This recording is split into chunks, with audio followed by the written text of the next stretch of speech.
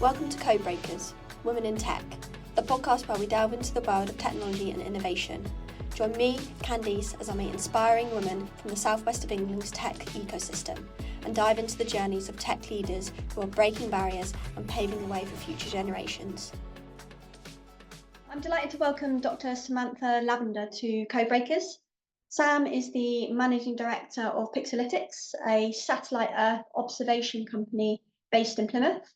Sam has a background in marine science and remote sensing and is an Earth observation scientist and entrepreneur. Sam, welcome to the show. Thank you very much. It'd be really good to gain a little bit of an understanding of Pixelytics and what that company does. Pixelytics is a tiny company, really. We've never got to more than 10 people in size, but actually there's a term I've come across called small giants, and I always think of us as a small giant because although we're tiny, actually we get involved in things all over the world. So this can be looking at crops and agriculture. It could be looking at the marine environment, looking at coastal erosion, or marine plastics is something I've been working a lot. It can be looking at the atmosphere, something like greenhouse gases and climate change. We've been working with an international organisation we're a member of called the Open Geospatial Consortium on disaster events and climate change recently. This summer, I went to the province of Manitoba. I went to Winnipeg, and I met with the people who are in charge of managing their disaster response for that province in Canada. And as part of the work Pixelytics has done, we've written a guide really to help them think about how to manage data better, so that when a disaster occurs, they're better set up, ready for that then to occur. And we're hoping that'll have a really positive impact in Canada. And then another project I've been working on is looking at marine plastics from remote sensing. I did a project funded by the government of Singapore where we were looking at recycling tyres. We've also been looking at Indonesia as well and plastics in the ocean. And I'm now doing some work with the UN actually. And so there's all these really interesting things that are out there, and just through making contacts and getting involved in projects that we actually get involved in as a company. Amazing. It'd be really interesting to hear about your background and your journey in the space sector. I'm not one of those people who thought as a child, I want to get into space sort of thing. Actually, I wanted to be a vet, but at the time I was applying to go to veterinary colleges, actually there'd been a reduction in numbers and it was really difficult to get in, and I didn't have the A-level grades to get into veterinary college.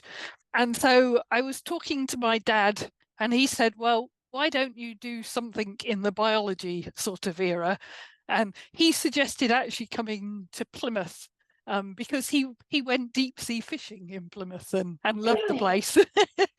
So actually I applied to several places, and one of them was Plymouth. And I actually originally applied to come and do fisheries, which was both learning about fish and actually going out and fishing. Oh wow.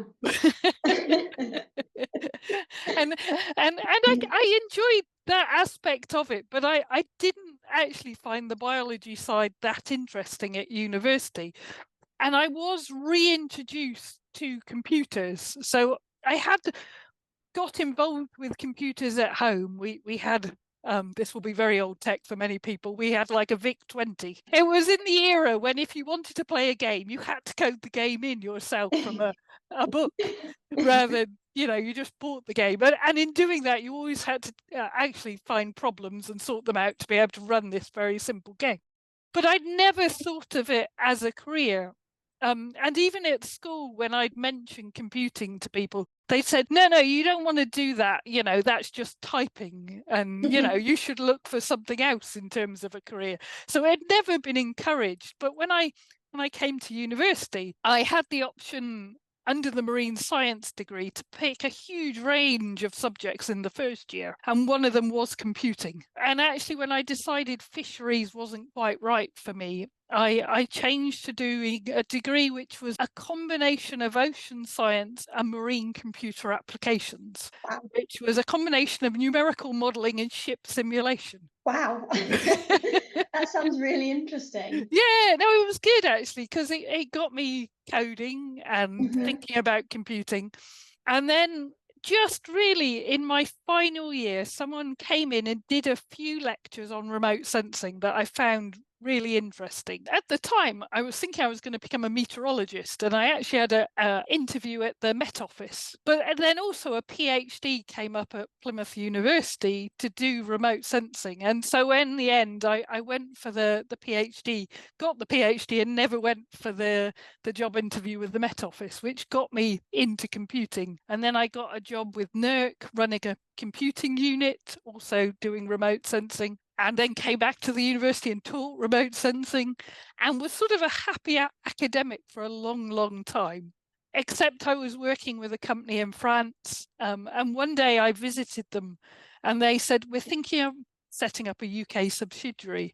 Would you get involved?" And I thought, well, I'm not sure it's really me, but it sounds interesting. I'll Hmm. get involved, and if it all goes wrong, I'll go back to being an academic. And so we set up a company that still exists actually and is on Plymouth Science Park, called Argans. And I ran that company with them for 5 years. And then I decided it was time I could go off on my own. Now I'd learned how to run a company. Actually, I Yeah. could set up my own company. And so I set it up with my husband, and we've been running Pixelytics ever since. Wow. You mentioned that when you were younger, you were playing games and things like that. Is that kind of where the hobby came from? Yeah, when I was at home and we had computers, I enjoyed the programming aspect. Actually, I've never particularly enjoyed the game playing. I'm not sure whether that's because actually I like coding, and for me, coding Yeah. is a game. We had the very early game playing at home. Actually, we had like Donkey Kong, a little handheld Hmm. Nintendo, and we had a Doctor No, which was a bit like Pac-Man style game, and Oh we did yes. used to play them. But it wasn't my massive passion as a child was animals rather than computers. But nowadays I program every day. I've stayed doing the job I do, which is running a very small company, partly because it allows me to program. And Hmm. that's what I love doing. Yeah. Naturally, you're owning the business and running the business. Do you prefer the kind of hands-on programming aspects of it? Definitely. For me, I think what I enjoy is problem solving. And sometimes you have that in business, you have problems to solve. But actually, in coding, you have them all the time. At least with the coding I do, which is normally someone comes to me and they say, "We're really interested in doing this. Do you think we could use satellites to do it?" And that's what I enjoy. It's that seeing whether something that I'm not sure about actually can come off and can work. And like you say, it is kind of playing that Mm. game as well, isn't it? The game and the problem solving and that kind of thing to be able to get to that end result, I guess. That's really interesting to hear about your story and how it kind of started and then where you are now. Throughout that journey, have you experienced any setbacks or anything like that relating to being in a very male dominated industry? I've been asked this a few times over the years, and I don't think I necessarily ever saw it as a negative. Certainly, I've been in situations where I've probably been the only woman, or there's been very few women, but I don't think I ever looked around and saw that as a negative point of view. It always felt like if you were the one where there wasn't many of you, you'd get more remembered Yeah. versus everyone else, really. And there were a few times I came across issues. So I was at one point, I remember going to an event about becoming a scientist in the Antarctic. And at Wow. the time, that wasn't possible as a woman.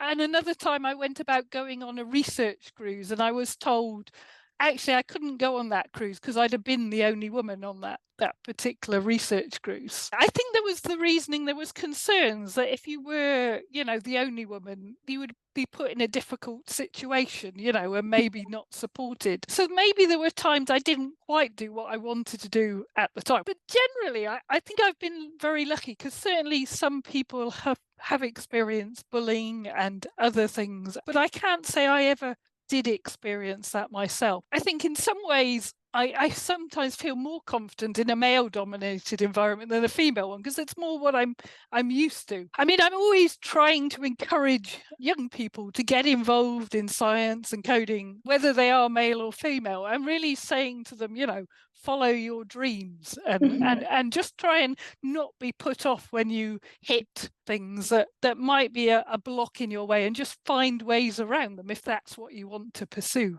How do you think that we can encourage younger people to have an interest in IT, coding, whatever that may be? Because there's such a vast amount of roles that are out there that they probably don't know about. Yeah, no, I mean, I was reading an interesting LinkedIn post from someone I know recently, and they were saying that actually the number of students taking computing was dropping. And they thought it was because the syllabus just wasn't interesting.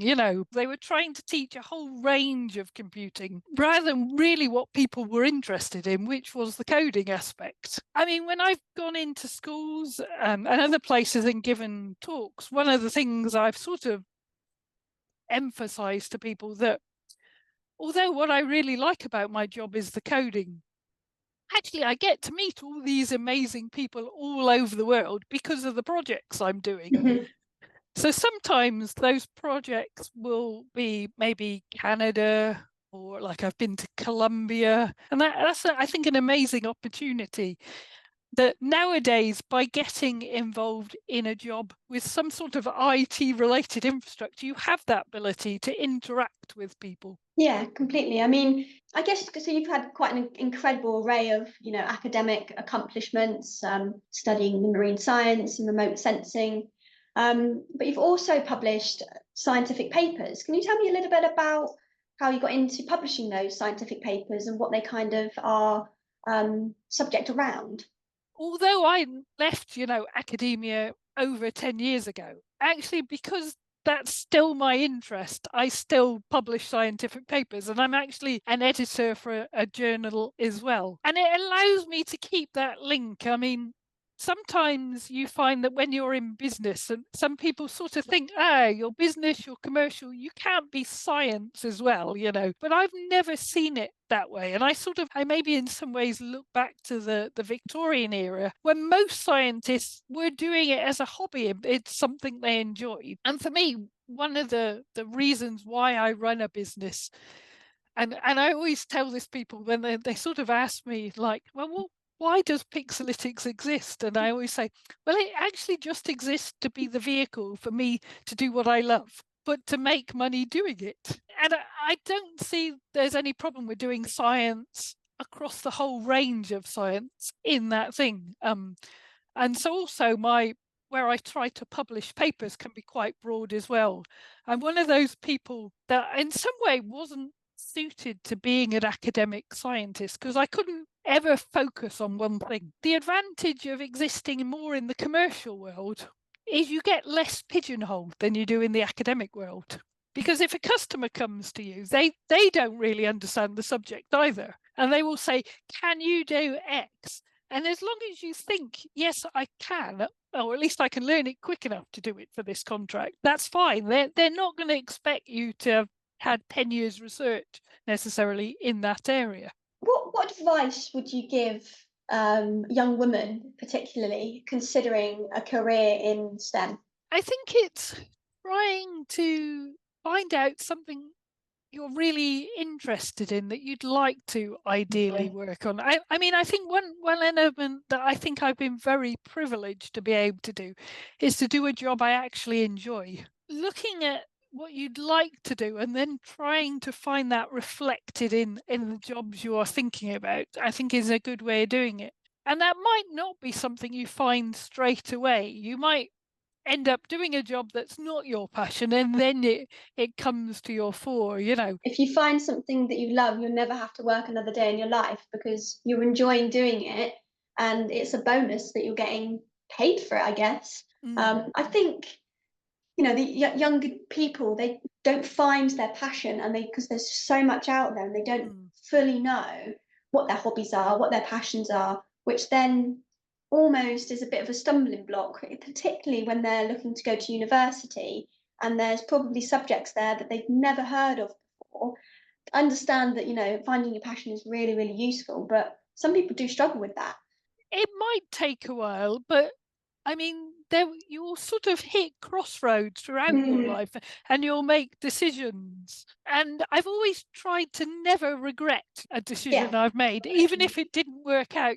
You've always learned something along that route. If I'd have found it easy to get my place at university being a vet, then I would have gone off and done that job. And I think I would have been very happy with that job, but I would have had obviously a completely different life, because I would have never come to Plymouth and never met my husband and many other things. I think when you're picking what you want to do at university, it's trying to find that thing you are interested in. But like even me, I picked fisheries, and then I sort of switched direction and did more computing. So I think there are opportunities to do that. And it might be that in the end, maybe the actual primary subject to your degree is not the bit you decide, actually, I don't want to follow that for a job. I mean, a lot of jobs, they don't actually want a specific degree subject. They want a degree that maybe is numerate or maybe is a science, depending on what sort of broad area you're going into afterwards. But even if you're not, you can still switch by doing some further education. Yeah, I mean, I went to university in Bristol, and my degree was business management. And when I first started my degree, I did not have the anticipation that I would be in IT right now. And it was just how the sequence of events that happened after I graduated that I've ended up in IT and found my love for, the job that I've got and things like that. So you're completely right. I think it's the paths that you take and the junctions that you come to that then guide you onto what the next step is in relation to a job or hobby or passion, whatever that may be. Well, thank you very much, Sam. It was lovely to speak with you today. Yeah, it's been great talking to you, and I hope it inspires other people to really think about what they enjoy and try and find ways of working on it, whether it's a job or not. Absolutely. Thank you very, very much for joining us today. Join me again next time on Spotify, Apple Podcast or YouTube to meet our next inspiring guest and to delve into their journey into tech.